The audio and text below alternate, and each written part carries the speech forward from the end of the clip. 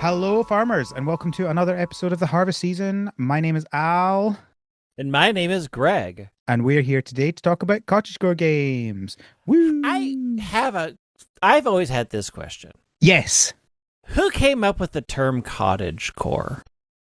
Like, where did this come from? Because it was not a thing back in the day, and then suddenly now it's a thing. I think it's a 2020 thing. Okay. That makes sense. It's like there's that whole genre when everybody's like, it's something core. It's hope core. Yes. It's sadness core. I don't know. So it looks like, okay, I have an answer for you. That is very rare to have an answer, but the answer is it started in 2018 on, guess what social media site? You'll get it. You'll get it in one. It's got to be Tumblr. It's Tumblr. I mean, that's where all weird things Yeah. stem from. Yeah. See, I knew you'd get it, but yeah. Weird Tumblr in things come from 2018. Tumblr. Angry things come from Reddit. That's if Racist things come from outraged- Twitter. Yeah, well, boy. What? How far the most popular platform has fallen is still shocking to me. How quickly. What's more shocking, that or the fact that people are still on it? I mean, there's people are still on it. Doesn't surprise me because, look, I'm still on it with everything locked down because I have an identity there and I don't want anybody to steal it. Right, but okay, having an But account I is don't not the use same it, as being on it, I don't think. Oh, yeah. No, it's not. I mean, I check it every once in a while because I'm just like, okay, is something over here happening? Yeah. Do I need to be aware of somebody trying to message me through Twitter, even though I've told them not to? Yeah, I think the people to blame are the people who are posting on it. If you don't post on Oh, it, yeah. I don't think you're, because I still No. technically have an account as well, and very occasionally someone will post a link and I go on and look at it and then look at the replies and then click the home button and go, no, this place No. is still horrific. And it's getting worse. That's Yeah. the thing. It's so wild how it's getting worse. Anyways, that's not what we're here to talk about. I thought we were talking here about to. some So- other random weird thing that happens. I thought we were here to talk about genres of games and debate that. I mean, Let me we tell- could. Look, if I want to drive you up an absolute wall, we can get into genre of games. We'll start with what's a mainline Pokemon game, and then we'll watch you slowly devolve into madness. Look, the mainline Pokemon game one is easy. It's what does Game Freak say? Because this is the thing. The whole point of main series is for the creators of it to say this is the main series, right? And it doesn't mean that fans can't have other terms, and it doesn't mean that fans can group things in different ways. But like the point of the main series is for the developers to say this is what it is.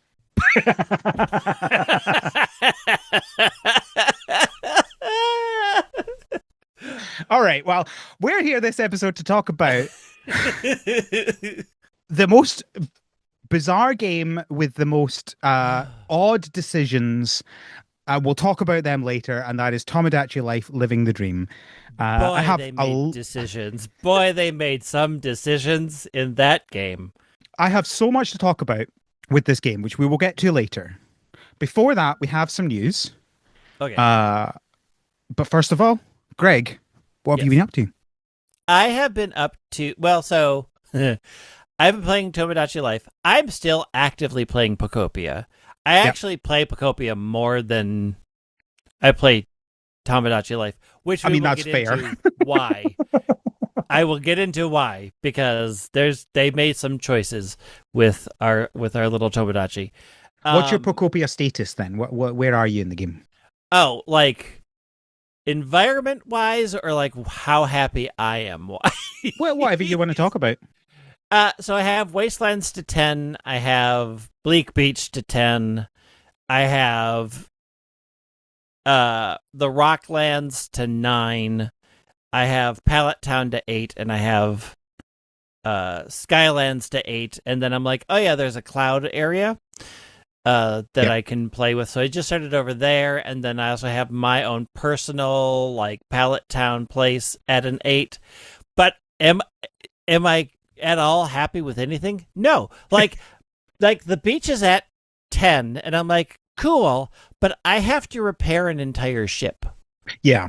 And I'm only I only have marble flooring down for one because I was trying to figure out a good way to do the wireless wiring.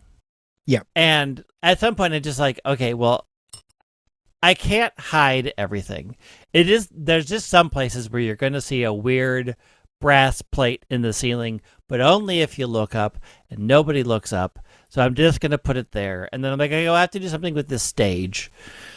And so I get into these situations where I'm like, okay, well, I have this thing to do. Oh, I have this thing to do. I need to do this.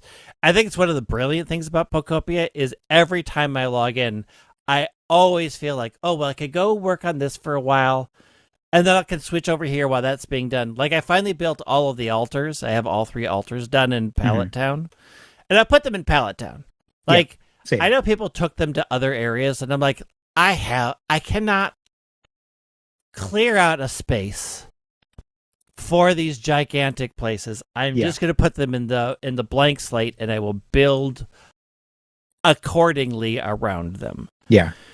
But yeah, it's surprising how good that game is and how much it just has things to do. And at any point, anybody can just be like, okay, well, I'm done. And you still got so much out of that game. Mm-hmm. It's just shocking how having such a clear vision can make a game worthwhile. Imagine that. I mean, yeah, like they kind of knew exactly what it was going to do. And it's not like it's a new game, like it was based off of the Dragon, whatever. Sure, but someone at Pokemon went, even if they didn't have the idea, even if it was the Dragon Quest Builders guys went to Pokemon and said, we'd like to make a Pokemon version of this. Someone at Pokemon still had to go, yes. Yes. Right? Which is a big thing for them to do. It's a huge thing. That company... Well, and the thing is what's so frustrating is they have this tremendous amount of goodwill from Pokopia, and then they release Champions and it's hot garbage like its first 4 days. It's like, what are you doing? I do that. At what point did they regret announcing that Champions would be the competitive game for this year? I think they regret announcing everything they announced. I think if they had their way, they would never say a word and then something would just come out. Which is how things, I think, is the best way when a company is as big as Pokemon, for them, is the best way for them to work. Yeah. Of course, there is the argument around, like, maybe that's bad for the rest of the industry. And, because we're going to talk in the news about, games delaying because of other games releases.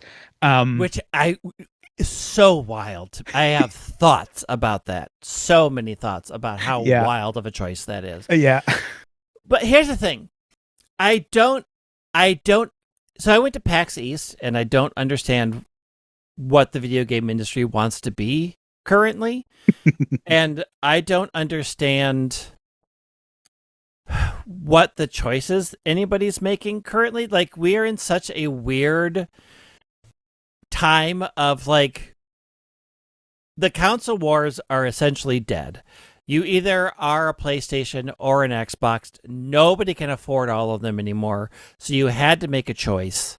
You've made your choice, and you're just sort of stuck there. And, like, you can't argue to people like, hey, you should come over and buy a Switch too, because they're going to be, rightly so, like, great, give me $1,000. Because that's pretty much how everything is costing right now. Like, I will get a console for $600, $700, then I will buy 2 games, which will bring me close to $1,000. That is a huge investment. And the PlayStation and Xbox are no better. Yeah. So, like, the people are, like, arguing over consoles. I'm like, great. But you buy me the other one then, because I have no way of comparing, because I cannot possibly afford $3,000 to spread my time amongst 3 consoles. Like, it's just not happening anymore. And then Steam is like, hey, do you want to carry everything in your pocket? I mean, I guess, but that's another $1,000. And do you know the interesting thing?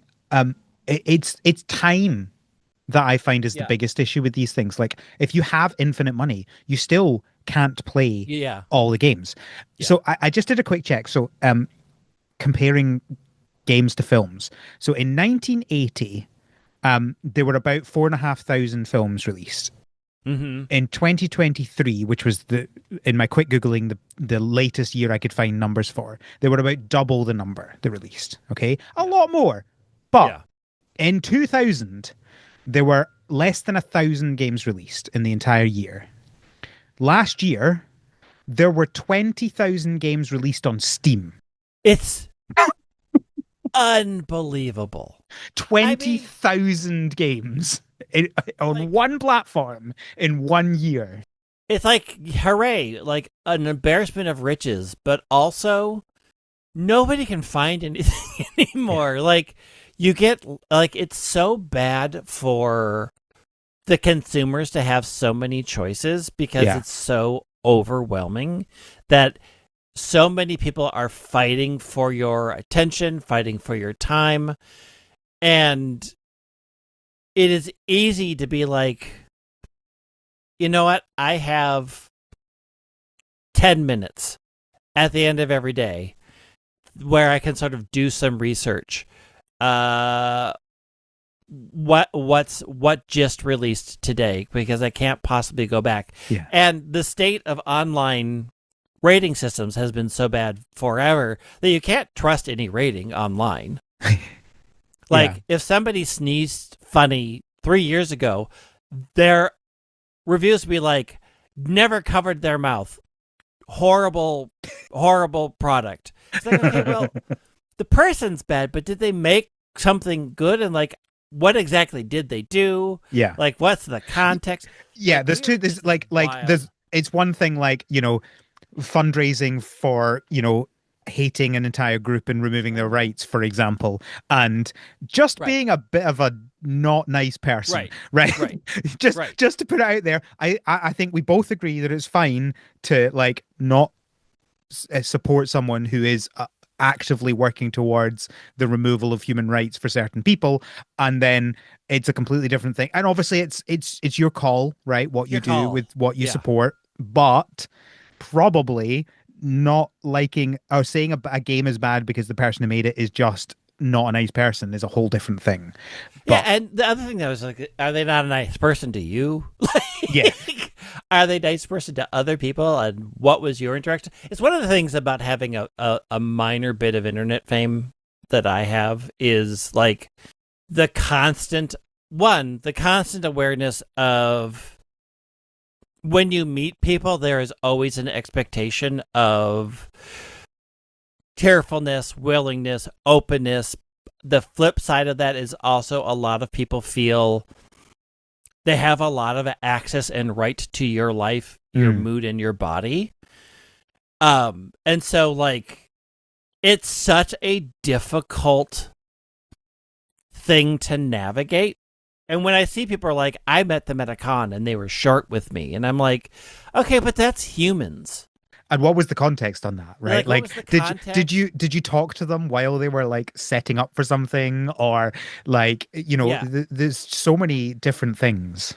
Yeah, it's just wild. Anyways, I've been up to making all my other podcasts and playing these games when they can. What have you been up to now that we've took another huge tangent? That's what this podcast is. I know, it's Tangents. tangents. That's what all podcasts are. Podcasts are just tangent factories. Obviously, I've been playing Tomodachi Life as well. Not a humongous amount. We'll talk about that We'll later. get into it. There's a reason why. But I also picked up. Unless you listen to the most recent episode of the podcast, you probably won't know. But I currently have a Game Pass subscription. I ended up buying one of the like 3-month ones last year, just before it went up in price, and now it's gone down in price. So I was like, okay. I was finished with Pokopia, so I decided maybe now's the time to use up my no longer cheap 3-month subscription. So Right. one of the things I picked up to play was Planet of Lana. I'm not sure if you've heard of it. I've heard of it. It came out in 2024. Maybe anyway, yeah, something like that. It's relatively recent, but they've got a second game that's just about to come out. So I thought, let's try it out, see what it's like. It's a very nice looking game. I Mhm. really enjoy looking at it. Um, and Mhm. I'm not a huge fan of playing it. Okay. But this is probably this is 100% it's not for me rather than it's bad thing. Yeah. So the game starts off where you're in this little town and then you're in this little village and your village gets like destroyed by aliens and one of your loved ones gets kidnapped by the aliens. So of course your plan is to get to the aliens and save your loved one. I say loved one because I can't even remember what the relation to you was, but that's a me problem. It is very much I would describe it as a stealth 2D platformer, Yeah. very much focused around puzzles. And I think my problem with it is I'm not a huge fan of stealth just in general, Mhm. and this does all of the things about stealth that I don't like. The Oh, th- okay. the things that I don't like about stealth is as soon as you make a mistake, you die and you reset. That's it. You, there's no Yeah. way of solving the problem if you get spotted. Once there's really only one way out of everything, right? Like the puzzle is how do you get from the left part of the screen to the right part of the screen without being seen, basically. That's the Mhm. entire game. Um, it is a relatively short because of that. It's maybe about 4 hours long. So I think a game that was like, 40, 50 hours long would just become dreadful. Um, so I think if you like that sort of thing, it's a good implementation of that. It's just that's not what I'm looking for. I don't know what I was expecting. I guess I looked at the 2D platforming part of it and it looked kind of Spiritfarer-esque and I thought Oh, maybe yeah, it'll be yeah. like that. But when I say platforming, it's not really what I would consider platforming. Mm. Like, yes, you are transporting yourself between platforms, but it's very much more the stealth puzzle aspect of it, right? Like there's not hard jumps to do or like difficult things to figure out. It's how do you get past this enemy without them seeing you, basically. Yeah. And it's about crouching behind grass and climbing up certain things at the right time. And that's not really what I'm looking for. Yeah. I mean, I n- notably do not like platformers. Platformer, I just there's a twitchiness of platformers and the sort of like, especially when it moved into like the 3D space where I'm like, I'm really not great at judging distances. I have Yeah. my eyes are two different sizes, so I already have a difficulty with without my glasses, but even with my glasses, like really understanding distances because they've never looked right to me. Mhm. But generally the idea of like jumping to get to a thing is fun once for me, and then it's like now here's 40 more worlds where you do the same thing, and I'm like, no, I did Mhm. it once. I Yeah. did it. And the funny thing is like I really hate platforming in games that aren't designed for platforming. Like Mhm. Final Fantasy 14 has platforming aspects in it, and I'm like, hard pass. Your controls are so loose because they have to be, and like it's like jump on this one tiny square, and I'm like, no, this Yeah. is not possible for me in this context. And there are people who do it. Like there are actual they've built jumping puzzles into that game where you can go to certain areas and see if you can get all the way up to the top. And then you get like an achievement, and I have never cared about achievements. Yeah. They mean nothing to me. Like, I okay, care great, I have a title that only I see. Big deal. I care about achievements if it's a game that I would otherwise be completing most of it anyway. And it's more, I find it useful as a checklist, right? Listeners will know it's become a joke in the Slack. I love lists. I love a Mm-hmm. checklist. I love being able to go, these are the things that I need to do and get rid of them all. I find that very satisfying. And I feel like achievements are like that for me. If I'm not enjoying a game or I'm not gonna finish a game, like I enjoy a little bit of it and I'm done. Yeah, achievements do nothing for me. I don't care about them. But like, do I like looking at my platinum level for Astrobot? I do. I'd like looking do I do I do I like looking at the fact that I have 100% of the achievements in Stardew Valley on Steam. Yeah, I do. I like looking at that because it reminds me of all the things that I did, all of the weird little things that turn into a random achievement. I like that. Yeah. We're different people. And that's good. So yeah, Planet of Lana, not for me. But yeah, stay tuned, see what I'm playing on Game Pass next. I did download, haven't put more than 5 minutes into it yet, but I have downloaded uh Like a Dragon Infinite Wealth. So Oh, we'll see what comes of that. It's very possible that nothing comes of that, and I just spent the time looking at it and going, "Yeah, I should play that," and then going and playing something else. it's called the Steam wish list, and everybody's like, "Oh, put that on there," and then I Yeah. get notifications like, "Hey, this thing on your wish list is on sale." I'm like, "Cool, I'm not." But the It's on beauty the of wish list, and that was the game. The game was putting it on my wish Yeah. list, and I completed that task, and now Check. I'm moving on. But the beauty of Game Pass compared to that is you get to even download the game and then not play it. Hi, eat up my space. Yeah, Just take up exactly. space on my Exactly. computer. Great, Look, great, I've great. got a terabyte on my not a Steam Deck, and I got to use it for something, right? I mean, we all make choices. Yeah, I think that's what I've been up to. So let's talk about some news, some game news.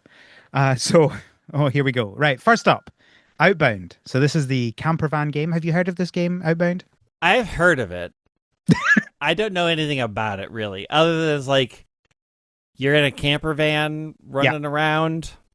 So the interesting thing to me is the fact that so on top of your camper van you can build a little like house, and it looks like you can make it incredibly large, like comically large. That's what intrigued me about this game.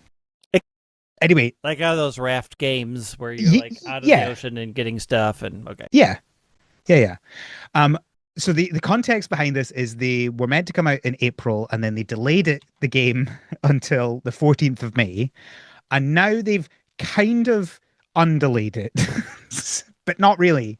So since they announced that they were coming out on the 14th of May, Subnautica 2 announced that they were launching on the 14th of May. And of course, you can't have two games releasing on the same day. And so they've Yes, you decided, can. Yes, in you fact, can. yes, you do, as we'll explain in a later minute. So they decided that their PC and Xbox releases are releasing 3 days earlier on the 11th of May. I love the idea that you're going to be if someone was going to be like, I'm not going to play Outbound because it's releasing on the same day as Subnautica 3, is instead going to go, oh, 3 days before. Yes, I will definitely Yeah, play both of those yeah, games. I'm gonna play Outbound for 3 days. It is so like the thought process to me is we only got about 3 days worth of game in us.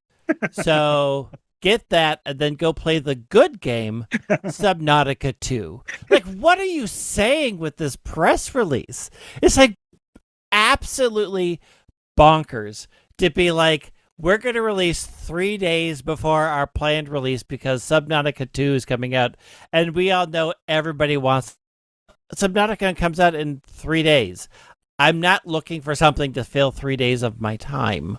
Yeah, yeah. Like, Well, what are you talking about? and of course, the funniest thing to me is that it's only on PC and Xbox, because the PlayStation and Switch ones, console releases take time to set them Yeah, up. You can't just change your mind and release 3 days earlier. So they're not. right. I So you don't. now have two release days depending on what you're playing it on. They've put all this effort into releasing everywhere at the same time. They explicitly said, "Oh, I'm sorry, PC backers, we're going to delay a little bit so that we can release everything at the same time." And now they're not. Yeah, and I mean, I feel like what they're saying is we are the exact gameplay loop as Subnautica, but Hmm. we are clearly not as good. I mean, it's a choice. It's a choice to say that, I guess. Yeah. But it then gets more ridiculous. So, Farm to Table announced that they were releasing on the 11th of May. However, then when Outbound really announced that they were no longer releasing on the 14th of May, but releasing on the 11th of May, Farm to Table they decided that they were not going to release on the 11th of May. They were in fact going to release 2 days earlier on the 9th of May, their announcement literally says, followed by Subnautica 2's recent date reveal, Outbound recently announced its new release date, which now falls exactly on our planned early access launch date. So they're delaying, or they're pre-laying. I don't know what would the word for that. I mean, at this point, just we're releasing our game in 2020 to get ahead of everybody. Like, it's also so incredibly almost egotistical to me to be like, well, we all are fighting for the exact same players. Are you? I don't think you are. I think you are distinctly vying for a distinct audience. Like, these games are getting smaller and smaller as they release. Like I mean, are you also saying you're just a Subnautica clone? Or which this is the thing. It's nothing like Subnautica. I watched the trailer. I'm like, this is a different game. Why? Just what do you like? The idea that you can't release at the same time as your competition? Are they your competition? Like, at that point, every game is your competition by this point, and you're never going to find a unique release date. Like, I think there is something to some of it. Like, I understand the people who are like, the people who are not announcing their release date until they know when GTA 6 comes out, because GTA 6 will suck up all of the oxygen on every website. Everyone's going to be talking about it, basically, and trying to get your game noticed if you release at the same time as GTA 6. I understand that one. But there has to be a limit somewhere where you're like, because as we mentioned, 20,000 games released on Steam last year. Yeah. If you do a little bit of maths, you might notice that's more than the number of days in the year.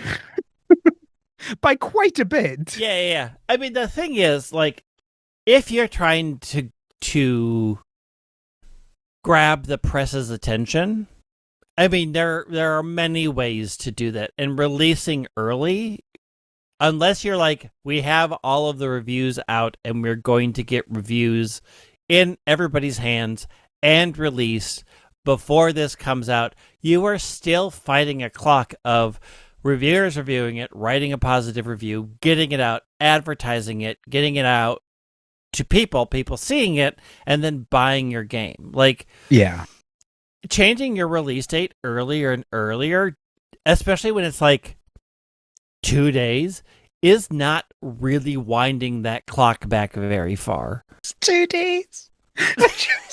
just it's there. Like, I sometimes feel like I don't spend a lot of time on some games because I start them and then, like, within a week I'm like, this is not for me. I'm done with this. But like 2 days, really? Yeah, 2 days. Yeah, 2 days. That is like 3 days before Subnautica, 2 days before the one that's going before Subnautica. Like, it is just, I mean, do what you think you need to do, I guess. It's just, people don't know what to expect from you. And, like, the people who are already excited about your game, who care about when you're releasing it, are going to play your game. Yeah. Regardless if it comes up against Subnautica, if they are excited enough to follow you for updates about when your game releases, they're going to choose your game over Subnautica. Yeah. Yeah. Fun times. Especially funny with its, like, farming games, because generally they're like long-term games, right? Like, you don't play Stardew for 2 days. Right. Like, these are long haul games. And, like, they're going to play your game. But I mean Subnautica is also a long haul game, but also isn't this, like, technically the third Subnautica? Because didn't they do one in ice or something? I don't know. I don't play those games. I only watch people play them. I don't know. But the first one only came out in either 2014 or 2018, depending on which thing I'm listening to.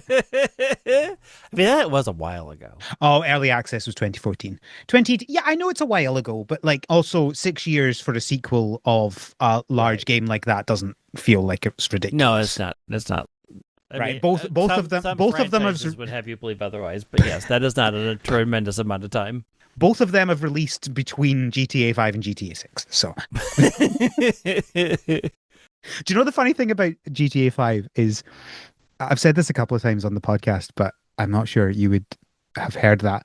I GTA 5 came out the week I started work after uni. So like it's basically been my entire career Oh yeah. since GTA, and it's not like I've now been working for, so what's this, 2026, so it's nearly 30, there'll be 13 years between the games, Yeah. probably more, because as I've said before, I don't think that game's coming out this year. Oh, um it's not coming out this year. We're lucky if it's coming out next year. yeah, I think probably by the end of next year, but yeah, it's not coming out this year. I mean, if they can delay until America decides to actually do something right and not ruin the world economy, like I've talked about this on my other podcast a lot. Like 2026 for most companies is just a planning year because it's impossible to know what anything's going to cost, and Yeah. everybody is just praying that something will happen, which we all also are praying we'll be able to correct the Don't sinking say ship a little bit. don't make me delete things out of this podcast. I won't. But like the only easy thing to release this year is digitally if you do not have to rely on any physical anything, because making something in person physically right now is so outrageously expensive, and it's so hard to get to places that like they are well within their rights to be like, we're going to wait another year if they want to sell any physical copies, because there's already sort of, because of the subscription model and because of so many other things, people want to feel like they're holding something. Like I have this physical thing in my hand and you can't take it away from me, because everybody's being burned by subscription models so much right now. Like I do not think they have any pressing need to release in 2026, and I don't think they will. It's going to make all the money whenever it releases. Yeah. Oh dear. All right, fun times. We have a couple of new releases coming. So first up, Tales of Psyche have announced that their 1.0 is coming on the 11th of June, and Horticular is now out on Switch. So if you were waiting for either of those things, there you go. They're here at last. Congratulations. These are, okay. You don't play all of these, right? Like, right. Okay. So just to give you an idea, in 2025, there were 76 games oh that yeah, were I mean there released. were an obnoxious amount. That I covered on the game. No, I maybe played maybe a sixth of them. Okay. And that's a stretch. Like some of them would have been very short amounts. No, I don't. Okay, so what about a game catches your eye? Like, 'cause there's so many. What about one of these games to you is like, oh, that has mechanics or themes that I want to play it? Very good question. So I think in terms of when we're looking at, say, Stardew likes, it has to do something different. It can't just be it's Stardew, right? Okay. Because I played Stardew and Stardew is excellent. Now, I'm not saying Stardew couldn't be better, and I'm not saying games couldn't be better than Stardew, but trying to be just Stardew is really hard because you're not going to do as well with the characters. And that's what it does the best, in my opinion. And all of the other mechanics, if you can have all of those mechanics, but why would I then play that game if I can just go and play Stardew again? Yeah. So it has to do something different. And that's a hard thing to judge on whether the something different is interesting or not. Right. I've never really thought about why some grab me and some don't. I think sometimes the something different can just be a little bit laughable, right? Where it's like, oh, it's Stardew, but in space. In space is a classic one. There's loads of Stardew but in space. There's Stardew but in the past. There's Stardew, but in the future. There's Stardew, but all of the animals are weird. None of them have particularly interested me a lot. I didn't play Roots of Pacha, which was the big Stardew bit in the past one, although it's always been on my list of I would like to play it, but I've never actually got round to it. Because that's the other issue, right?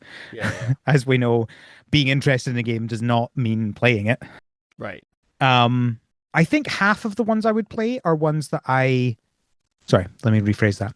Half of the ones I have played are ones that have at least some wider grab on things, right? Okay. So take this year, for example, one we're about to talk about is Star Sand Island. I initially thought it was a scam. um, I've put 50 hours into it now, and I'm still not sure whether it's a scam or not. But that one initially, I was like, it looks okay, but I'm not, massively looking to set aside a bunch of hours to play it. But then I saw a few other kind of more mainstream places start talking about it, and I was like, okay, maybe there is something to look at here. And so that's when I picked that one up. Okay. And then I would say the other ones are ones that I've not seen anyone talk about. And so I think it's fun to try smaller, particularly faster ones, right? Like if someone has, here is a farming game where there's a specific hook to it, and realistically you're not going to get more than 10, 20 hours out of this. I am much more willing to try those ones because I can get the entire game played in a week, and I will know immediately whether or not it's worth it. And there's a part of that which is just content is hard sometimes, and getting something to cover can be hard. Yeah. We actually had a comment on Spotify this week, which was asking us to please stop covering Pokopia, which no. is I think I understand if you are not super into Pokopia. We have now done like 8 episodes in a row on Pokopia. And so I understand if that's not your game, you're like, oh my word, can you please stop talking about it? I'm fed up with it. Yeah. I know you like it, but like, come on, let's talk about other games.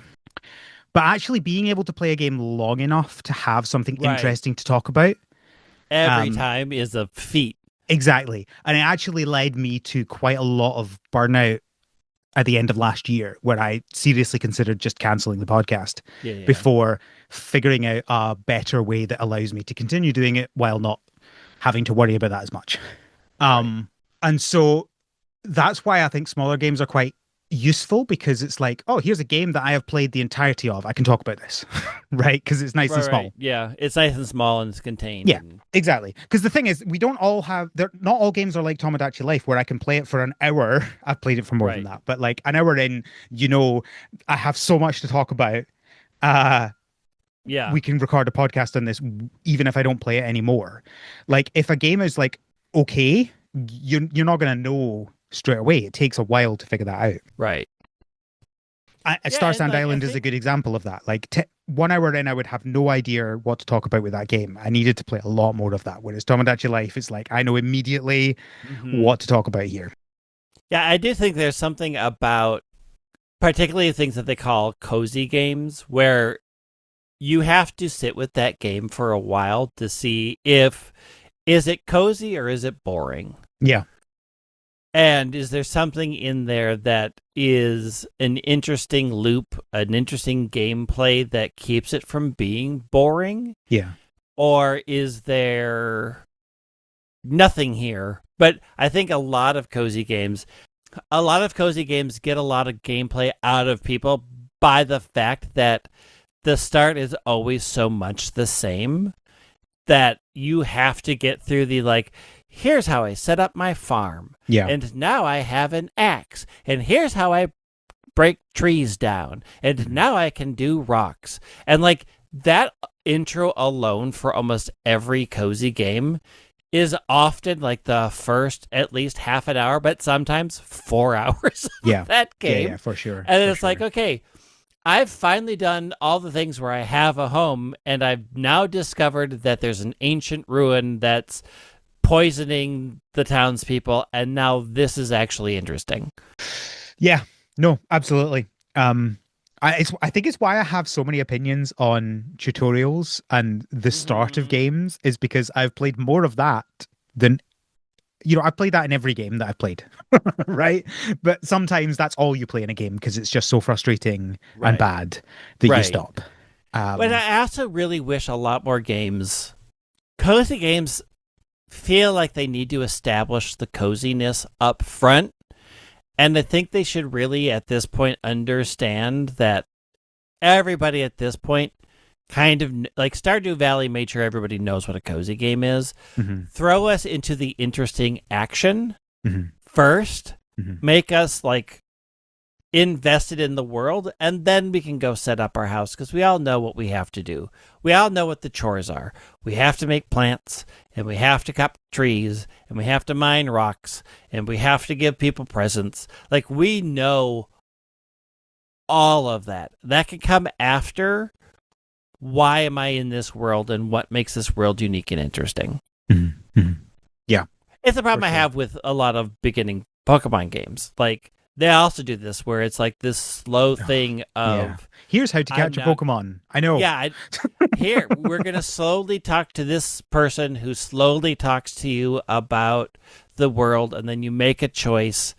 And I want to actually find out what the main conflict is for maybe 5 towns. Like, throw me into something interesting. I think it's one of the things that I really appreciated about Sun and Moon is they had that opening cutscene of a person in danger to get you invested in Mm. like there is really something going on here. And then when I'm thrown back into my world, it's not long before I find that person that I was thrown into. Like, I still do my short beginning, but almost immediately I run into Lily again. And now I'm like, okay, I have a better sense of what's going on in this game. I'm much more invested. Whereas if we look at something like Scarlet and Violet, which is one of the most boring beginnings of any game, Hey, have you is been like, to school? have you been to school? Like, yeah, I've been to a lot of school. Have you met this really intense person before? Yeah, I know a lot of intense people. And nothing interesting in that game happens until you're well within the school, gotten a class assignment, and then said, now you're free to go on your own. And that's like an hour into that game. It's so long. Do you know, the more I think about those games afterwards, the longer I am from initially playing them, the less I like them. Oh, yeah. Um, I am not a fan of Scarlet and Violet. I definitely like them more than you did. Um, Yeah. having, talked to you a lot about Yes. them. Yes. I definitely liked it more than you did. But even yeah, like I totally see all the complaints about it, and yeah, the more time there is, the less I like them. Yeah. I think the idea of being in a school is an interesting Mm-hmm. initial hook, maybe as an like writing on a blackboard, a whiteboard. Here's some ideas Yeah. in a school is an interesting idea to me. But if you think about it, right, if you're a kid playing these games, you're like, I'm not in school. I don't want to talk. I don't want to think about Right. school. Let me play my game. This is meant to be escapism. And, Yeah. and if you're an adult, you're like, oh my word, I'm so past school. This doesn't mean anything to me. Yeah. I'm not Um, connected to this at all. so like, yeah, I get why someone would think it was an interesting concept, but getting to an actual good version of that is hard.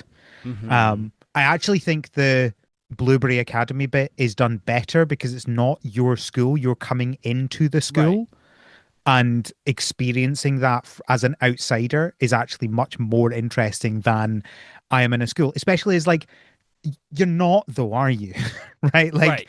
Right. sure, you can tech I'm about to say you don't go to classes. I know you technically can Yeah. go to You can. classes, but you never have to touch that, You right? So never you're not have to.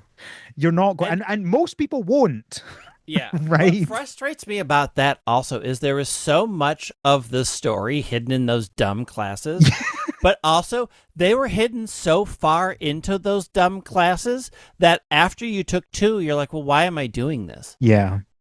Like, I think I experienced don't, more of that story through people telling me about what they yeah, yeah. experienced rather than, which, I mean, by the way, might also be something else we're talking about this episode. Um, yes. But yeah, like, I think one of the things that when we're talking about like 20,000 games, you people need to understand you have 20 minutes of people's attention to get them hooked into what you're doing. yeah, And a tutorial of how to chop wood or wandering around and going into tall grass and then have somebody coming up to you for the 4 millionth time to tell you, hey, you can't do that without a Pokemon. These are no longer ways to get people's interest into games. Like, you need to make a case early on because you're fighting against a lot of people for attention. And if yeah. you can't make your case quick, you're not going to make your case at all. It's one of the things that I learned that was interesting. A person talking just about how to present to a, like, in just public life. Like, if you have to do a presentation for your office, for your work, for school, or whatever, they're always like, you have a tendency to try to do the justification first. They're like, state your conclusion. Like, state, hey, I am saying this is what's happening. And then people are like, either they have an immediate reaction of, no, you're wrong. Okay, you're going to try to prove me wrong. Or, interesting, I'm curious how you got that. But everybody sort of knows where you're going with this. And you've got that almost immediate buy-in. Whereas if you're like, I spent 14 years in the field and I went around, talked to people and talked about your methods, people are like, yeah, everybody does that. Where is this leading? And I think that's the same with a lot of games. It's like, okay, stop. Tell me at least why I should be interested, and then get me into the details of how you're going to get me to the part where I will be interested. Do you know what's interesting? Because I think that games are uniquely bad at that Mm-hmm. in terms of media because they're almost complacent because you put all the marketing in the please buy my game Right. and now you've bought the game and now we don't care, right? So like Yeah. the hook that got you to buy the game might be 10 hours into the game, but I don't care, you've already bought the game. Right. Um It's Whereas such. film and It's such. TV Yeah. need to grab you straight away because you're streaming it, you're not buying it. Yeah. And it's all in how much you're actually watching.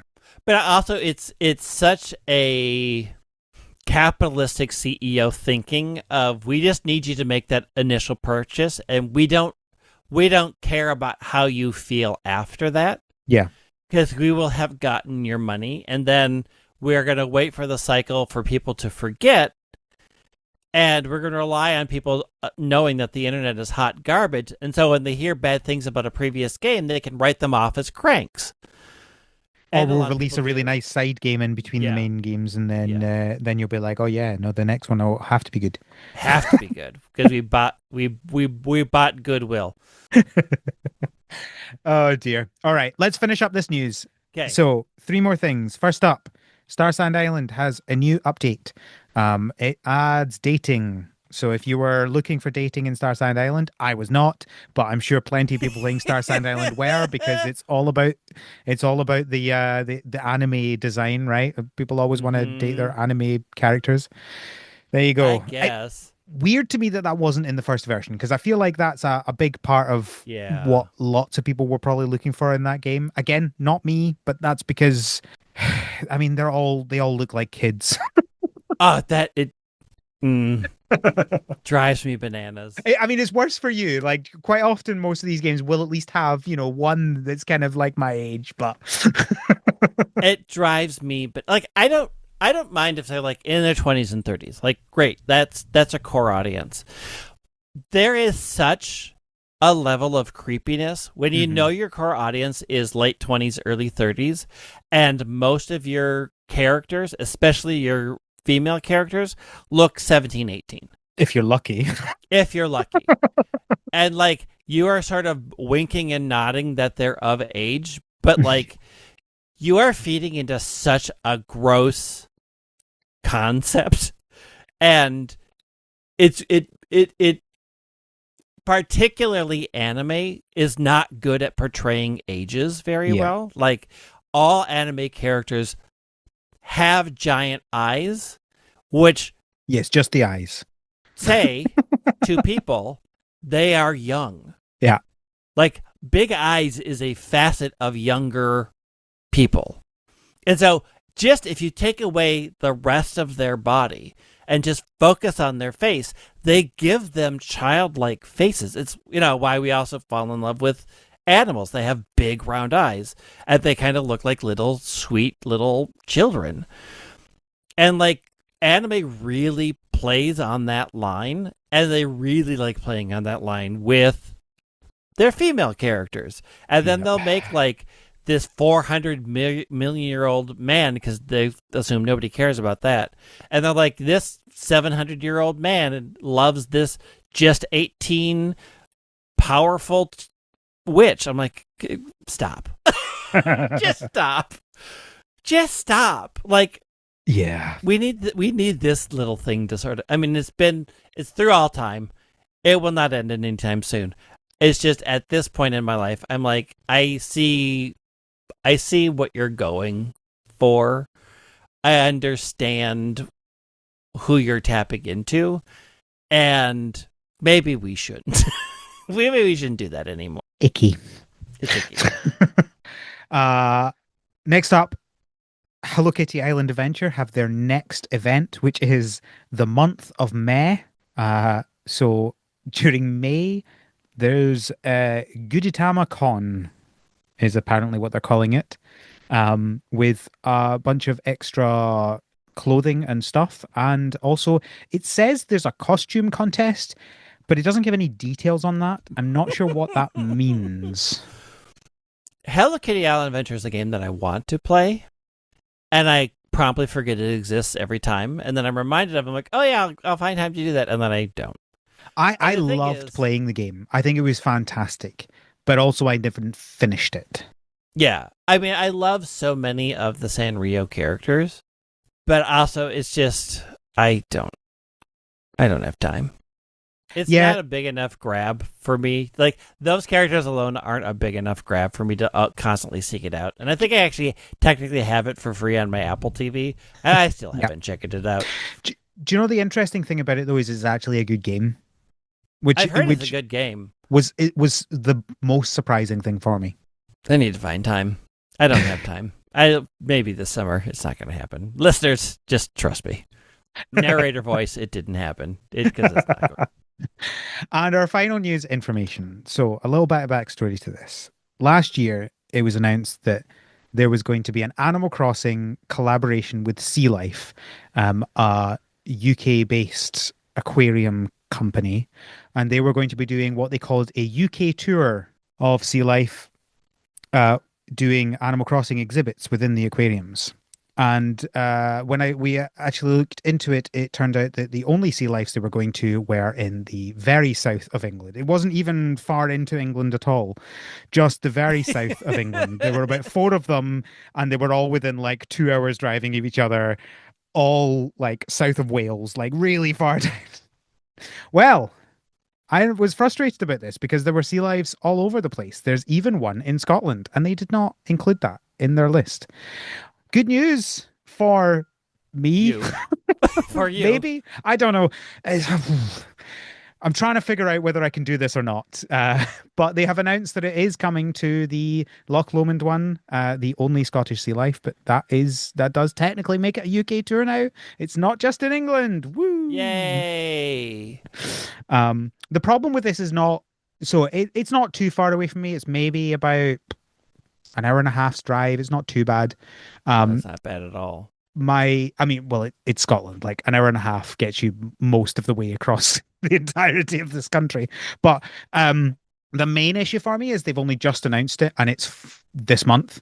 And I'm actually away for the last week of this month, and it doesn't start till next week. So basically, there's 3 weeks that I can go, and it's like now. So. Yeah. So like okay, I can't plan this for like 3 months time or something. I've got to decide if I right. can do it in the next 3 weeks. Have they there's got to be pictures from the other events, right? Yes. Does it look like there's enough stuff that it's worth going? I think so. Um, it's not like it's super. It's mostly like kind of posters and cutouts and stuff, but there have been like they have Tom Nook and Isabel in like proper a person in a costume type thing, and there's like uh stuff for the kids to do, right? Which Mm-hmm. is obviously important for me because I will have if I'm going to an Mm-hmm. aquarium, I'm obviously bringing my kids along, right? So um it does seem pretty kid focused, I suspect. An individual adult might feel a little bit awkward going to that, but we'll see. I don't know. Um, you know the sort Look, of if thing. anybody asks, you say, "Yeah, I'm trying to find my kids," and then walk off. uh That's the way the you the handle all of those. Yeah, my kids are around here somewhere. I'll find them. Don't worry about it. but the other real problem for me is that we live 5 minutes from an aquarium, one of the biggest in Scotland, and we have an annual pass to that aquarium. Oh, well, maybe it'll come. Well, it's a different company, so Oh, well, no. yeah, we're trying to I plan to figure out how to make this work. That is my current plan, but it Okay. needs to happen like now. So I don't have a long time to figure it out. But yeah, I asked for it to come to Scotland, and I guess technically it has come to It Scotland. has. You got your wish. You can't got complain to now. got to put my money where my mouth is. I just maybe wish we had got a little bit more of advance notice of that. But anyway, also it's coming to the Birmingham one, but I don't care about that. I know Birmingham is not in get the south of England, but it feels like the get south of wrecked, England to me. Birmingham. Get out of here. Nobody likes you. Actually, probably true. You're the Perth of the UK. It's a deep cut. Yeah, but the funny thing is that there's a Perth in Scotland. It's one of the main cities in Scotland. So, Yeah, but that's a main city that people care about. shall we talk about Tomodachi Life living the dream? Sure. All right. Are we living the dream though? We're That's a valid question. living the dream or living the nightmare. All right. I'm gonna try and explain this game in a sentence, and you can tell me how good you think I've done. Okay. Because I've previously described this as just silly Sims.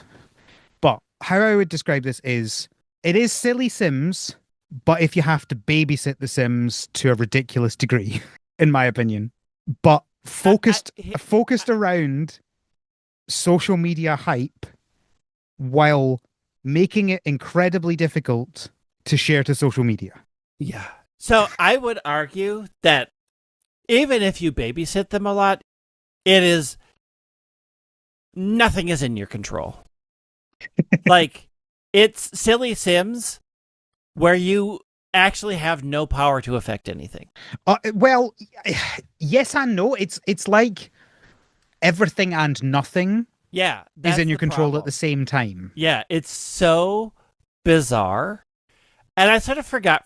I didn't really forget, but like at playing the game, I had to remember, like, oh yeah, I just have to lean into the fact that I will, I will put pieces around, and then sit back and let the pieces do whatever the random generator decided for them to do. Yeah. Because I can't actually, I don't have any way of finding out what they like. I have no hints that I'm going to give them something and they're suddenly going to hate it and I'm going to lose their happiness because there's nothing about them that says that they wouldn't like this outfit, and yet I gave it to them and they're like, I'm like, okay, well, use your words because you are actually speaking to me. You can actually speak in this game. Yeah. Tell me exactly what you want. But also, since I'm limited to what happens to show up in the store, I don't have a full catalog. You're like, find me something pretty. And I'm like, well, I have a egg costume, and that's the only thing I have in this shop. Yeah, yeah. Okay, let's roll back a little bit. Okay. I'm gonna try and get some sort of structure to this. Because it's always the problem in when you're covering a game that is shall we say not your cup of tea. Uh Yeah, yeah. that it's easy to just spend your entire time complaining about it.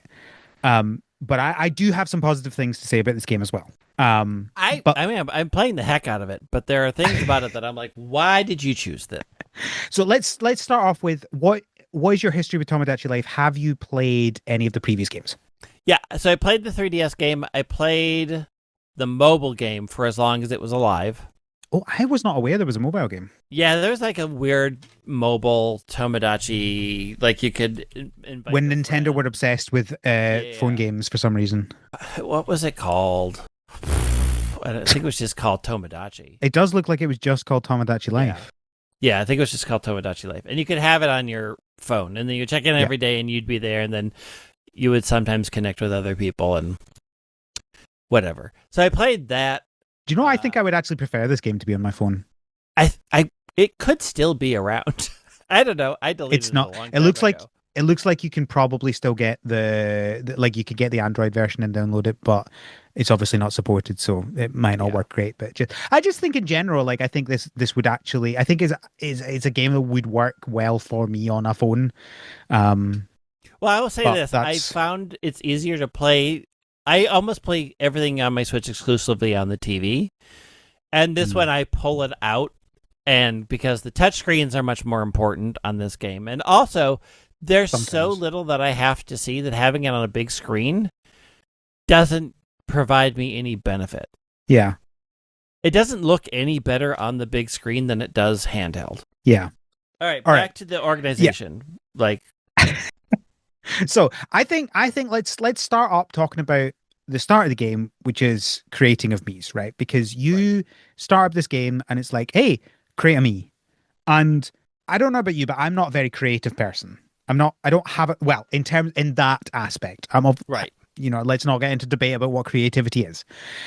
I'm not looking at this and going, oh, I have an idea that I'm going to create Slenderman or Shrek or Right. whatever, right? Like I love what people are doing with it, but that's not my thing, right? So my big problem with the creation, I think the me creation is generally pretty good. I do have a few complaints about it, but in general, Yeah. I think it's very flexible and you just need to go on TikTok or on Blue Sky or whatever, and you'll see so many people with really, really impressively designed Mii's that look Mm-hmm. like real people or look like fictional Mm-hmm. characters very impressively. Yes. That's not. And I am a creative person. Like I can look at the pictures and say, okay, I know how to recreate this. My issue with it is it takes a really, really, really long time to Yeah. get there. And I'm already like, well, I only have like 2 hours to play this, and spending half an hour on all of the options while they are super impressive and super deep is just not something I can do. Yeah. And like That's fair. I think the options that they have in there are quite impressive. Like this is probably the best me creator they've ever come up with. Yeah. Because there are just so many things you can do, but that's also part of the problem is there's so many things you can do is that it's easy to get lost Yeah. in, okay, well, how did I get these eyes to look like this? I don't even know what I clicked anymore Yeah. because it doesn't really keep track. So I think there's two problems with it. So as you say, it's fair. You can get lost in it, which you'd think would be solved by the fact that they have a second way to create them, which is called prompt. And But it's awful. but it's not prompt. It's just let's show you all the options in order. Yeah. It's not like it doesn't. I totally assumed it would be like give us a vague idea of what you want and we'll Yeah. create it. But Yeah. it's like no, what face shape would you want? I don't Yeah. care. Like Yeah. I'm here because I don't care about the shape of the face, right? If I cared about the Yeah. shape of the face, I would have gone into the custom editor. Just give me a better like how. It's like somebody went, oh, create a linear way of creating Mii's that means they don't have to go through all the options. And someone went, okay, great. And nobody checked up on whether they'd created what they actually wanted, right? Like someone was just like, yeah, sure, I'll do that. And completely misunderstood the entire point of it. Like I thought, was there not a 3DS game where you could make Mii's vaguely based on a picture that you took? Yes, you could. They don't have that, Yeah. right? No. Which it doesn't need to be perfect. I get that might be complicated, but you can at least give me a start. Well, you've had it in a less complicated system because I'm pretty sure it was part of Metopia. back in the The 3DS. yeah. Did the Switch one have that, or did that miss it as well? I don't remember if the Switch one had it. I did play Metopia for the Switch, and I don't remember if it had a picture on it. I mean, and I get that there's a camera built into the 3DS so that you could just take a picture Sure, of it. But sure. this is connected to the internet, and Yeah, you have an album full yeah, of pictures that you can take. Like you yeah. could do this. But you can also do it in a different way, being like, oh, Yeah. just like have a way for you to be able to select items that's not just like choose a face shape, choose an eye shape, choose an eyebrow shape. Mm-hmm. Like I'm in that option because I don't want to make those decisions. But the other thing that I'm finding absolutely baffling is that they don't have a way to share me's. Because There. I, I am dropped into this game as a non-creative in that aspect of games person, going like, I just want to play this game, and I'm seeing hundreds of people online with incredible designs, and I Yes. just want to choose one of them. Yes. I theorize that the reason they don't do this is because they don't want to get into like copyright or trademark issues, but I don't care. Well, Like I you mean can that. if you made it as a QR code, right? They're not hosting anything. There's no way for them to be sued, surely, because they're not the ones doing anything. It's just like people sharing QR codes that you can then use to recreate me's in your game. I'm not a It's lawyer, but like it's also like preempting a problem that doesn't exist, right? yeah. Like in a world of fan art, in a world Mm, good of point. a lot of fair use, in a world where this isn't a one-to-one recreation, it is difficult to make the case that a person could come after you for using their likeness in a personal game in a personal way that isn't even you. Like it's Mhm. not even you. But even beyond that, you didn't stop people from doing the work to make them recreate people in your game. So it doesn't really Yeah. matter because if people spend enough time, they will recreate you in their game. Yeah. So you've just taken a tool away from people. Like I would love to have been like, hey, you're a great Tomodachi artist. You're doing this. I'll give you like $10 to make a good version of me, and then I can just drop it in my game. Yeah. Or any of the like J- they tried to fix it like Tomodachi Share, which is a website that exists out there, that shows you the choices that people made to get to that figure that they made. Like there are ways that they have done it, and it's not perfect. It can get you closer, and there's just a lot of face painting that has to happen. It's the face paint part that really Yeah. breaks down the argument of like, oh, we don't want copyright. I'm like, well, then take away face paint. Like people can just paint a picture of the exact person and put it in. Like Yeah. you are really solving for a non-existent problem in the worst way possible. Well, and it's especially funny because I don't know if you know this, they have an article on Nintendo.com where they are sharing three different characters that you can add to your game in that way. So they've just Yeah, got the screenshots of these are the choices we made. And it's like you want this feature. right. I You don't guys want this understand. feature and you don't have it. I don't, but I'm not really justifying the room. I don't think I just suspect it is because of the lawyers and they're worried about that. And that's why they didn't do it. And that just makes the game so It makes much the worse. games worse. It does make the game worse, unfortunately. And it is like I spent probably 15 minutes making myself, and at the end of it I was like, you know what? Fine. It will do. Uh I no longer care. I want to just get into playing this game.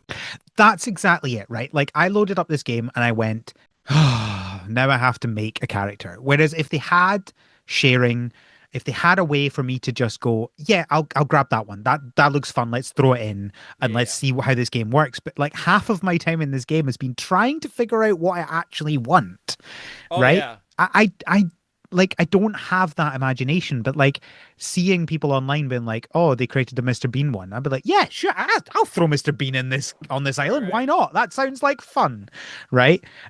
But I just it's like when, and I know this is probably a me problem, but when one of my big hang-ups is when I get given animals in farming games and I have to choose a name for that animal. Mm-hmm.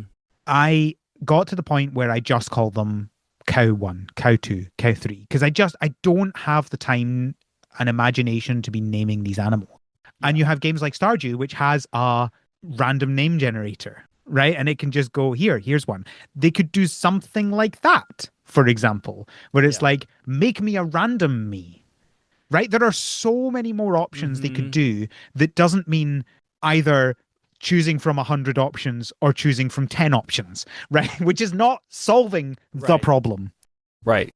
I, I think it's also, I think, because the other big, there's lots of bizarre decisions, but I think the other most frustrating thing that people probably have is the sharing of screenshots and videos from this game, Mm-hmm.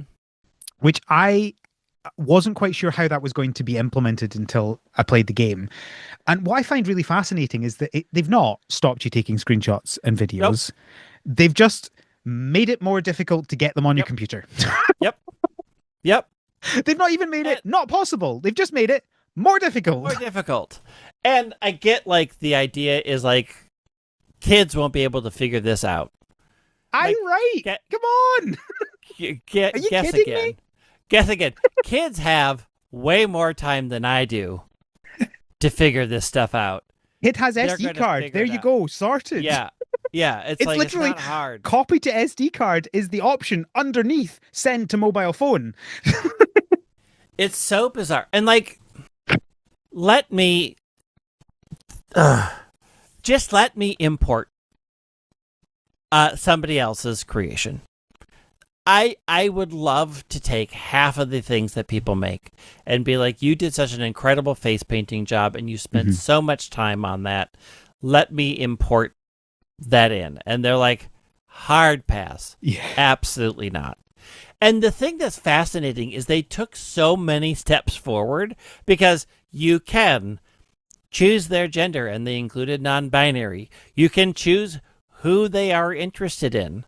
So you can say what their dating profile is. Yeah. You can have them say, I'm interested in everybody. I'm interested in nobody. I'm interested in You can set them up with like yeah. pre-existing relationships, which Yeah. I'm guessing also affects that, right? So if you put people in Right. who are siblings, they're not going to suddenly fall in Right. love, that sort of Right. stuff. They put in I don't know whether this was in previously or not, but like, children and adults are separate and can only fall in love with each other, so it's Right. like Right. Yeah. they've added all this ability while also keeping it relatively sane and safe. But they also decided to not really put limits on what you can have them say about objects or events. And so Yeah. you can have children. I have 0 children on my Yeah. island. No, thank you. But I have seen screenshots of people who put in things that are not wholesome, and the child is saying the not wholesome thing. Yeah. And like, it's kind of funny, but also not. And like, if you're going to put in these weird restrictions, then put in prescriptions, like put in the guardrails, or just don't and let people play the game how they want to play the game. And the me creation process is not short. Like, there are, to their credit, so many good options, but also it's a great character creation with bad graphics, because no matter what, they still look like a me. Yeah. Unless you get so deep into the face painting where you're actively altering their face through like paint, and like at that point you're looking at hours of work, and I can't live that life. But there are some, like if you go to Tomodachi Share and look at some of the things people have done, it's like, oh, okay, like you have time on your hands to do this pixel by pixel. Yeah. And I love that. Like, I yeah, love when people do these things. What I find funny is the fact that they've created the most viral game possible. They've created hmm this thing that is like bizarre situation creation and works really well on social media, and then made it more difficult to do that, yeah. Well, I and feel more difficult for people to want to do that as well. I feel like this is one of many games that I call streamer games, Yes. where this is great for people to stream and interacting with an audience, watching and having the ability to take people from your audience and put them into funny situations and sharing that with people is a very entertaining way to play this game. When you're alone by yourself in your home and you've seen the same interaction happen between two different people, but it's pretty much identical to the one that happened yesterday, it's not as the charm wears off a bit. Yeah.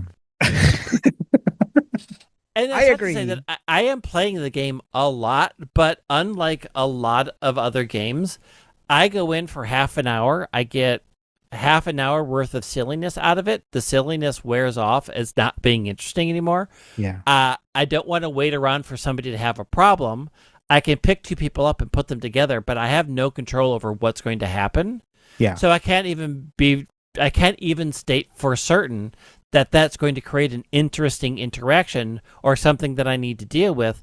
I've just put two people next to each other, and half the time they just start talking and walk away. Yeah. Oh, okay, nothing happened. And so there isn't any incentive to play the game for longer than an hour at best. And that's my fundamental problem with it, because I've talked about this in the podcast before. That's not how I play games, right? Like I don't do the like sit down for half an hour a day and continue on, right? Like that's how some games want you to play them. It's how Animal Crossing wants you to play it. That's fine. That's not how my brain works for games. Like I sit down for a couple of hours to play a game, and I will binge that game for a few weeks, and then I'm done. Whereas some of these games, like this one, want you to play it a small amount every day for Yeah. months. And I don't want to do that. Like even the podcast aside, right? Because like Yeah, obviously yeah. I feel the pressure to cover many games, and that's a thing. But even that aside, that still wouldn't be how I want to play games. Right. I mean, I will say, like, I played 2 hours for the first day, and that Yeah, was just yeah, literally but trying most to of it was get making me's was probably. making these to get people in so that something could happen. Yeah, And now that I have like 13 me's in there because you're sort of hard limited at 15. Um, it says you can get up to 60, but like I think some of them just don't come to this particular island if you have more. yeah, I forget. I haven't hit that limit, so I don't know what the game does to you. But 13 is already a lot to sort of be like, who doesn't know each other? mhm. How do I get them to talk? And also, the game talks about like things will happen while you're gone. No, it doesn't. None of these Yeah, people talk to each other without me there. no, Like I have had me's on there for a week now who are still strangers with each other, and I'm like, I guarantee you have walked past each other 14 times, and for a game that's like things will happen while you're not here, things ain't happening. yeah, They don't talk to each other unless I am there to push them together, and only some of the time do I hit the lottery of they will do some sort of little play for me. Half the other time it's like, oh, they're just copying each other or mimicking each other's pose, or they just started singing with each other. I'm like, great, that's interesting for about 2 seconds, and yeah, then they're not doing anything else. Nothing meaningful is happening in that interaction, even amongst the me's. They're not improving their friendship. They're not crushing on each other. They're just in each other's company, and nothing meaningful is happening in this game. yeah. I think that's the thing, is the most fun I've had with this game is watching people's clips from streams online, Yeah. which is something, but it's not a way to convince people to play your game. It's a way to convince people they want to buy your game, I Yeah. guess. But it's not really a way to convince people to actually play the game. And then you load up the game and you spend an hour trying to create something that's not even half as good as stuff you've seen online. And then a lot of nothing happens for ages. Mm-hmm. It's a fascinating smoosh of Yeah. I such a flexible, creative me creator Yeah. and some interesting things that might happen together with a whole lot of nothing. Yeah. And I enjoy playing the game, but I will do this thing where I'm like, okay, well, I'm waiting for a house to be built in Pocopia. I'll pop into Tomodachi Life while that's happening and spend my hour in there, and then I'll pop back and then it'll be done. Yeah. And then I'll play that other game. So I'm okay with popping in, but if I wanted to dedicate time to it, there's a lot of time. Like I tried last night to be like, I'm just going to sit in this game and wait for something to happen. And there were times when it was like 10 minutes before somebody got some sort of symbol over their head to call my attention. And I was like, okay, nothing's happening. Yeah. No, like they're walking around and And half the time when something does happen, it's like, I'm hungry. right. Okay, you can eat. You can go eat You can eat. yourself. Like, why We do have you a need restaurant. me to shove a biscuit in your face for you to eat? And the weird thing about having photorealistic food and other things in this not photorealistic world, it is part of the charm of Tomodachi Life that I had to remember like, oh right, they just took pictures of food and threw it in this game, and they don't even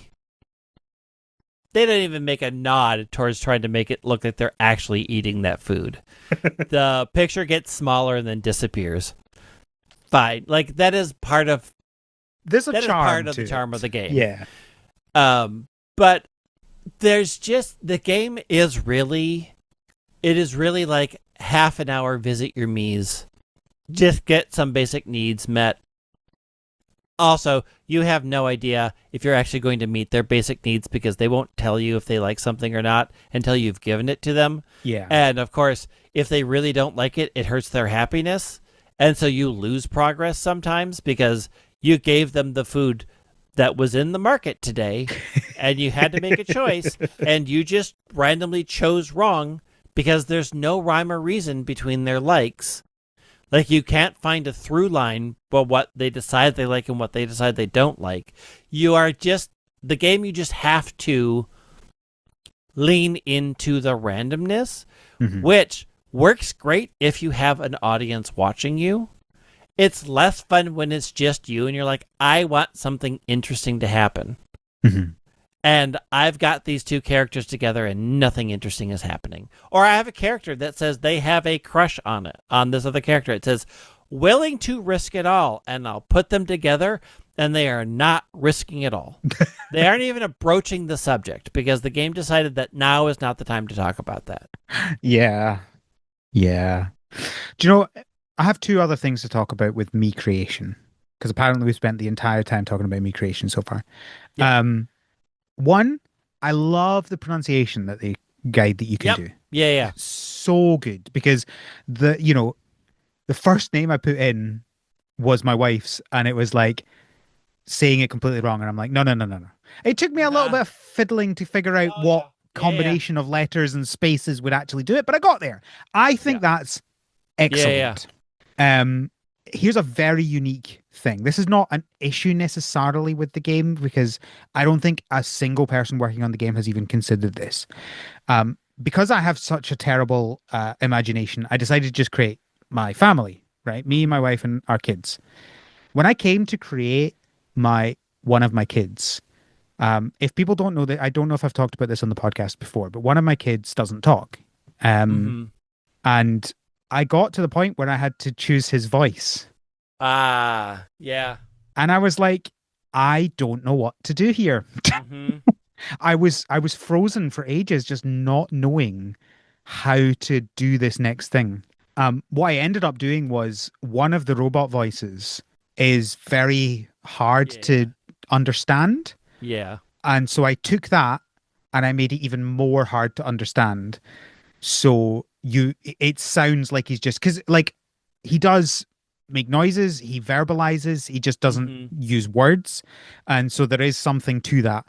But it still felt a little bit weird because it's like he makes the noises. Kind of sing-songy noises like he does in real life, but then you'll see on the screen he's actually saying words and people are responding Right. to him with Right. words. And so Right. it's just like I know almost no one else in the entire world is going to be in the exact same situation as this. It's I just an I don't think interesting that's thing I true. experienced. I think there's a lot of people who will also run into that. Um, because I mean, the idea it's also interesting because it's like there is a necessity that they feel for communication, Mm-hmm. but it is a random communication. Like I can't actually interact with them unless they create a prompt for me to react to, Yeah. and they communicate to each other, but that is also not a necessary situation, because half the time the communication between each other is meaningless. Mm-hmm. It's just it's a weird game that wants it to be played in a very specific way. And it does do the things that Tomodachi has always done very well, which is create very silly situations where you can put silly characters into those silly situations. The issue that happens with this one is it's not easy to put those characters into those silly situations. It's really hard to make a character because in improving it, they've also made it more difficult, and they took away the ability to import other people in. Like I would happily say, "Hey, take my me and put me into your games," but I have no way of sharing that with you. Yeah. I can only take pictures of the process that I took to get there. I can't directly pin, and then also I would have to take pictures of the personality things that I took. I also have to take pictures of my actual birth date and put it out there. And like, if you really wanted that in there, like, Yeah. it's there's just a weird blend of things they thought to protect people with that ultimately make the game a little bit more frustrating to play, and improving the island. Like you can just do whatever. Like you can just draw paths, but then also they'll be like, "Hey, I want to have a path here, and that's going to cost $20." I'm like, "Well, why don't I just go into item island builder and do it for free?" But I need to let you choose the $20 to increase your happiness. So basically, I'm just giving you $20 to be happy. I'm a grandparent. Right. I mean, it's Happy weird. birthday. And like the island creator part is really interesting, but it takes a very long time to get to all of the options, and then you still have to get all of the options to buy things in the shop. So like there's two weird things that happen there. I found that really fascinating is like how much you have to unlock and how much not necessarily you have to unlock, but how much you just have to hope for. Right. Is there's so many different ways that they're restricting what you can get, right? Because you've got Yeah. money, right? And you have to have the Yeah. money to do a thing. And then there are certain things that you have to unlock by just playing the game and eventually they unlock. And then there's Yeah. things that you have to just hope are going to show up in the shop at some point. And restricting it in those three different ways is really weird to me. It's like I get Mm-hmm. the restriction on one restriction because it's like we don't just want you having access to be able to do everything you want all initially right from the get-go. Sure, I get that. Um I get wanting you to like slowly build up the island and being like, well, you can't just immediately add 60 Right. me's into the game. Sure, fine. Um but why three different ways of restricting it? Yeah. And Weird. three of them that are somewhat random. Like two of them are like what happened to show up in the shop. Yeah. What happened to be here. And like to get all of the path options, you have to spend your wishes on it. And like that requires you to increase everybody's happiness level. But Yeah. happiness level can suddenly be reduced because you didn't know that they didn't like crab. But that's all the store had in stock Uh, today. And it's also that happiness gets you money as well, right? Yeah. So Yeah. the same thing gets you money and unlockables. So it's like, why are those two different things? Like, Hmm. it's restricting in two different ways that happen to be unlocked in the same way. Very weird to me. Yeah, I mean, it's sort of like they help in the fact, like, if you check in every day, you'll get, people have thrown money into the wishing well and you get just free money that way. And like, I'm at the point now where I have $2,000 and I just keep getting money because, like, ultimately, until somebody asks me to renovate their room or asks me to get them a new outfit, I'm just not giving them new outfits because Why bother? why bother? Yeah. I may inadvertently hurt my happiness with you Yeah. by giving you the wrong thing, but you didn't tell me what the right thing was. Yeah, yeah, yeah. I think that's the problem is that you end up in a situation there where the early game you have almost nothing that you can do, but then middle game you have all of the money but nothing you want to do. Yeah. Yeah. Which like that doesn't encourage you to do more stuff. Yeah. Yeah. It's I don't know what this game wants to be. I think is the problem. Because you could say, oh well, it wants to be the viral internet yeah. Yeah. game, but it doesn't because it makes that difficult to share. And so like if it's not that, then what is it? Yeah. I don't again, this is the problem with a lot of the games. I don't know that they had a clear vision for what ultimately they wanted the game to be, other than just a silly maker game. And silly maker game is fine if you gave us an easy way to share the silliness. Yeah. That's Uh, the thing. and you didn't. And also, you sort of acknowledge that everybody's just going to film it on their phone and put up bad video quality, anyways. Like, they just didn't. There's just a lot of things that I just feel like they did not think, and I don't know why. why didn't Why Yeah. didn't you think that through? Like, why don't you let us download Mies? Because I'm pretty sure in Metopia you can download Mies, Right. and you can't here, which I don't understand why. I don't Yeah. understand the choice of not being able to download other Mies. I do think like being able to have like an Animal Crossing level creator where you can create shirts and you can create objects and you can create treasures and you can create houses, like all of that is great if you've got a lot of skill and you really enjoy spending time with a painting creator. But I think that's Yeah. a tiny amount of people that really want to do that. And there's a person that I'm following on one of the socials, I don't remember which one, who's like giving tutorials like, I made this, here's how to do it, here's the pieces you put together. And I'm like, great, I haven't unlocked those pieces because Yeah. I can only unlock them with wishes, and I need wishes to get quirks or items or all of the paths to recreate my island in the way that I want to, or rooms. I need to use my wishes to add rooms to the room shop. Like Yeah.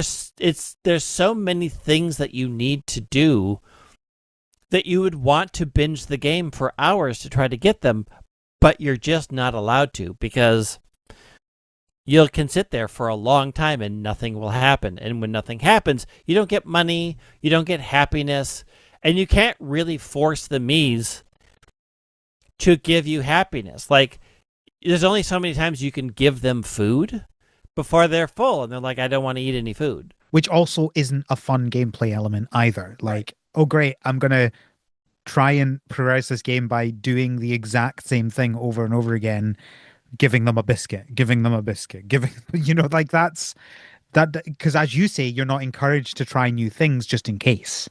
Right, So you're going to because keep you giving them can the one ruin your thing you know they project. like. Yeah. It's a creativity game that makes it hard to be creative, and it's a Hmm. viral internet game that doesn't want to go viral on the internet. Yeah. It's a little weird. It's a little but again, I honestly this falls into the new category that I think exists, which is streamer games. Yeah. This gives streamers something to do within the Nintendo family that will keep their audience entertained while they're working on other things. Yeah. Yeah, but then it would also be better if you could then the streamers could share their creations again, right? We keep getting back Right. into this point Right. of these restrictions make everything about it worse. Yeah. Yeah, because I would love to take my a streamer that I'm watching and be like, "Let me have your me in my game and then I can also enjoy this silliness, but I also can't. So unless I've watched you create it and then sit down and recreate it at the exact same time, and if you're an artist and you did a whole lot of face paint that I can't recreate, like it's just it's I sound more negative about the game than I am when I'm playing it. I just have Oh, to I be like don't. I think like this is it is a game that you are meant to just pop into, accept what the game will show you, try to put a couple people together to see if you can get a slightly more interesting interaction. But if you can't, it's not happening today, close the game down, come back tomorrow. But this is And where I don't get like why would I do that right, myself when I can just go on TikTok and see other people who've already got right. those moments. Yeah. I don't get why I would put time into this at Yeah, I all. mean the one thing that would help with that is if you had a way, if you have me's that you find interesting and you had a way of making good me's Yeah. or importing them in, Yeah. which they took away. So like I sit there and make me's that I enjoy looking at. Like I've put in a lot of Pokemon gym leaders, Okay. but I don't let them talk about Pokemon. I make them talk about Doma Sky, my property. So there's no Pokemon on my game. They're all talking about my game because I That can sounds put in any word that I want. yeah. That sounds interesting. I wish I could perhaps get those ones and put them in Right. my game. Yeah. You can't. You're denied. For no and that's the thing, for no good reason. Like there isn't a use case that I can think of And I guess that if they've had previous games where you could share me's, I guess yeah, the lawyer aspect of it probably doesn't make any sense. And so then because I you get could into do it like, before. yeah, exactly. Like if that was a thing they were okay with before, why are they now not okay with it? Yeah. I It don't get doesn't it that. it doesn't make a lot of sense. And it's not like the Me creator is that it's got more options, but I don't think it's more complicated. So I can't even imagine that it's a you get the settings different or wrong. Like it works the same way as Animal Crossing works. Yeah, you re-implement it for the Yeah, new settings, right? Like it's still just a QR code with data, right? Like yeah. you're gonna I have to don't. re-implement it anyway because it's for a different console. Yeah, and Like, I mean the game does make silly moments and silly things happen. Um, I am running into the situation where the same silly moments keep happening, but with yeah. different ones, and I'm like, okay, well, this played out exactly the same way. Yeah, I will say, yeah, most of the funny moments I've seen on TikTok are they're dating, right? It's like Right. I'm professing my love for you. I'm Galinda and I'm professing my love for Alphaba, but for some Yeah. reason Michael Jackson and Shrek are also there. Right. And it's like, yeah, that's funny. And then but the next time it's the same thing, but it's just four different Far characters. different characters. Yeah. And then the next one is four different characters. And I will probably find that funny forever, right? Like Mm-hmm. different characters professing their love for each other and then being upstaged by someone else completely unrelated. Right. Those are going to continue to be funny. But again, I don't want to I put can't. in 10 hours of gameplay to get one of those on my own. Why don't I just go onto TikTok and see a Yeah. few of them? And I don't have a good way of sharing that. Yes, well, exactly. Because Bizarre. the easiest way to share it is actually as you've pointed out, being a streamer because Yeah. they're literally just hooking into the HDMI out and Yep. automatically everything's recorded. And you know, the streamers with lots of listeners or watchers, sorry, are they're clipping the stuff automatically anyway. Yeah. So like they have all Yeah. that Yeah. free labor They have all as that well. stuff. Yeah. Yeah. It's it's difficult to know who exactly the audience is for. Because if Who it in is this just game is the streamers, that's audience? not a very Yeah, lucrative it's not a business very for big. Nintendo. Right. Yeah. It's just weird. And like there's not a lot to do in the game. So it's like No, I can't even yeah. say like it's a We've cozy we game. we've talked about all the features. Yeah. Like the best you can do is just pick up a me, put them next to another me, hope that something happens. Pick up another me. Somebody might want to play a quiz with you, in which case good luck because it's like here's a pixelated Yeah. picture and it's just a round circle. I'm like, well, okay, well the options are a thing in a bowl or a thing in a plate. So I have no other context clues. So I'm just gonna pick the thing on the plate. Nope, it was the thing in the bowl. Okay. Yeah. I don't get a weird treasure to put in No, but my you do. bag. You do. You just get a different weird treasure because Well, you get a consolation prize. yeah, you get a consolation with either toilet paper or tissue paper. That's it. Oh, are they always this? I've obviously It's not done enough of them. always I the didn't same. realize they were always that. Okay, fair It's enough. always That's toilet fine. paper Okay. or tissue paper. I But did. I'm I like, did notice that the two that I've done, the two that I failed, I got toilet paper and I got yep, tissue paper. I just didn't realize that was all you got because I didn't do a that's all third you one. get. I didn't do a third one to get a duplicate. That's all you get, and you can go sell them at the pawn shop for $1. Woo. Woo! When most things cost like 50. Yeah. Oh dear. Okay. Let's come to some sort of conclusion. I don't like this game. But let's be honest. Anyone who listens to this podcast probably could have predicted that. Uh, um, sounds like you are enjoying it to some degree. I enjoy it to some degree, but also I sort of had to adopt the mindset of if I don't touch it for a couple of days, that's fine. I'll come in, spend half an hour to an hour, maybe on lunch. Like when I don't really have time to do a big build in Pocopia or I don't want to get deep into some other game that I know it's going to take time. Yeah, I'll pop in, see how everybody's doing, give them some food, maybe buy some new items, put a couple people together for half an hour, maybe an hour, and then I'm done for the day and I do not have to go back. And so in that mindset, I am enjoying the game in the mindset of where I have just had to willingly say, I have to give up all control. Like these two people say that they have crushes on each other. No amount of me throwing them together in the same room is progressing that storyline.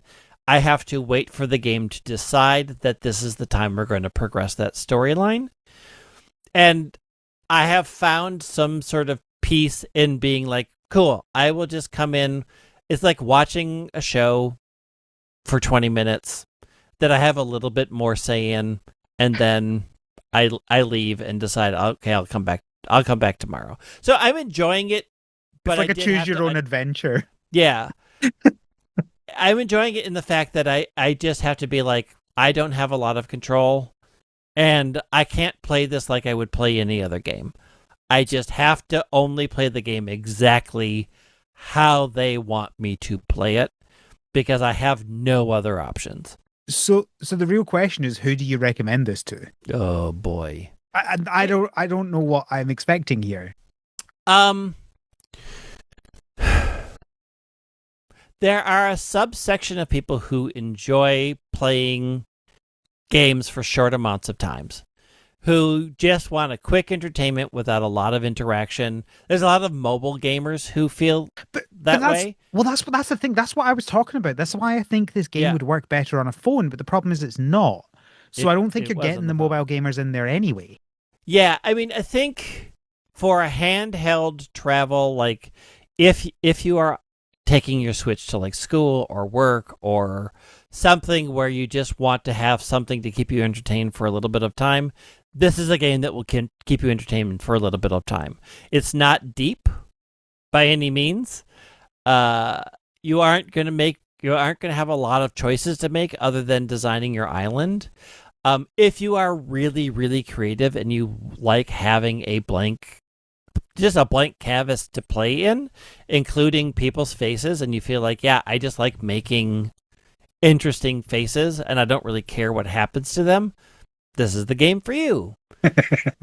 But again, we're sort of drawing these they're like these weird, desperate circles that it's hard to say exactly who the audience they intended it to be for. I'm in there, but only because I'm just like, yeah, it's fine. It's fine, and it provides me enough silliness in the 20 minutes that I'm going to interact with it that I think it's worth it. Do I think it was worth the price? Heck no. No, it was not worth that price. Yeah, I'm off to sell this game tomorrow. Yeah, again, it's part of this is what game costs now, and it's hard. We're in that tough thing where it's like we've paid less for games that have more. I think that's the thing. I'm not against paying lots of money for a game if I love it and if I get a lot out of it. Like Pokopia, I have had so much fun with, so many hours in, and I may never touch the game if they never bring out DLC. I may never touch the game again, but I feel like I got so much my money's worth out of that. Yeah.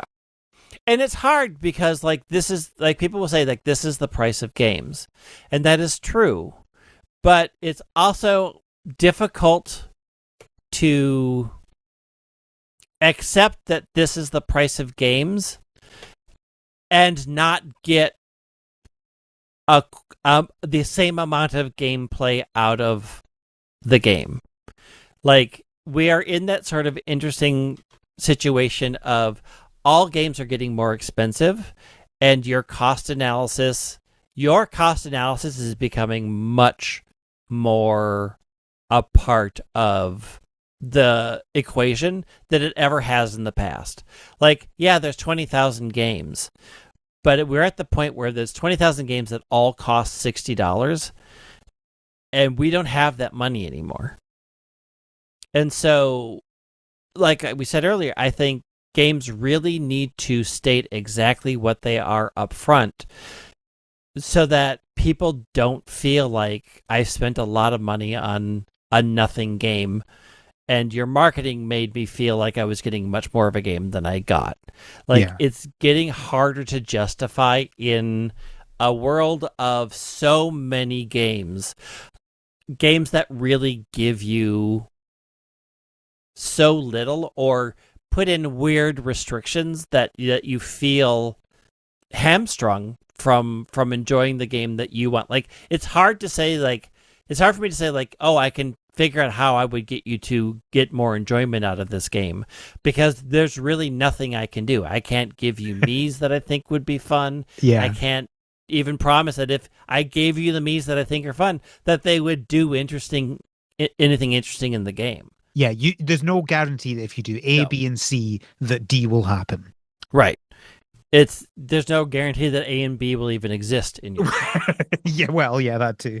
It's such a fascinating game. We could probably talk about it for hours, but also we'd probably just be repeating ourselves again and again and again. I'm gonna enjoy watching it on TikTok. And I'll continue to do that. And that's what I would recommend. Sure, I guess if you're the sort of person that loves, if half of your time playing Cyberpunk 2077 was creating your character, then this is the game for you. For sure. But I also don't know how big that audience is, and I certainly don't know how big that audience is in people who listen to this podcast. But I don't know, maybe. Thank you, Greg, for joining me to talk about this fascinating game. It's a weird little game. Is there anything you would like to share / plug with the audience? Listen to my other two podcasts, Very Random Encounters, which is an actual play podcast where we play pen and paper RPGs, If you want to hear me talk this level about board games or tabletop games, listen to my other podcast, Game Mechanics, where we go into this depth about the board game industry. You can also just find my games that I design. I make role-playing games. You can find that at leatherman.games. And hopefully in July, my next game, Doma Sky Tamers, which is a Pokemon-style game, will be in physical production. But FYI, I am also affected by the global craziness. So The global everything. the global everything.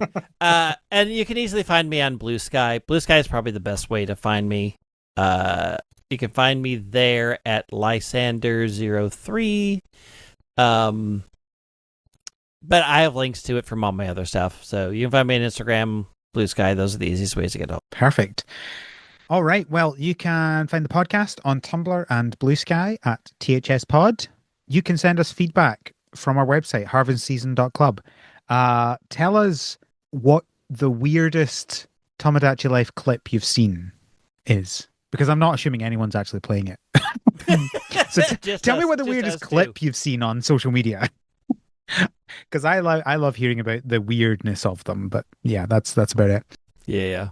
You can also on our website find links to everything to do with the podcast, including our Patreon, patreon.com/thspod, where you can get access to our Slack and mock me, which is what seems to be half of the Slack is, and also access to our bonus episodes of the podcast. I just remembered that me and Kevin recorded one last week and I forgot to edit it. So hopefully that will be out this week.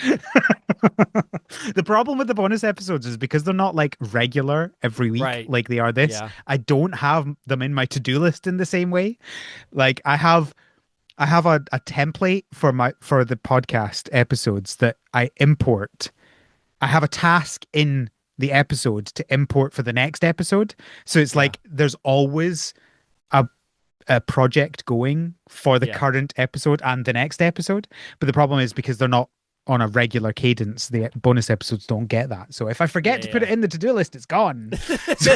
I mean, that's the reason why we didn't do a bonus podcast for Game Mechanics for our Patreon, because I'm like, who's editing it? Because we have an editor, like we pay an editor. I'm like, are we going to pay more money? Yeah. Or are you going to take this job up? And we're like, nope, we don't want to do either of those. So we're not doing another podcast. No bonus episodes for Game Mechanics. We went a different way. I'm jealous of the podcasts that do just like an extra little segment at the end, because it's just like then it's just tacked on and you can't really forget about that. But people like the bonus ones apparently. I suggested putting on the next bonus thing at the end of the episode and they were like, no, keep them separate. So okay, fine, sure. Yep, I think that's everything. Thank you again for joining me, Greg. Thank you for having me. Thank you, listeners, for listening. And until next time, have a good harvest. Yeah. The Harvest Season is created by Al McKinley, with support from our patrons, including our pro farmers, Kevin, Stuart, and Elisa. Our art is done by Micah the Brave, and our music is done by Nick Burgess. Feel free to visit our website, harvestseason.club, for show notes and links to things we discussed in this episode.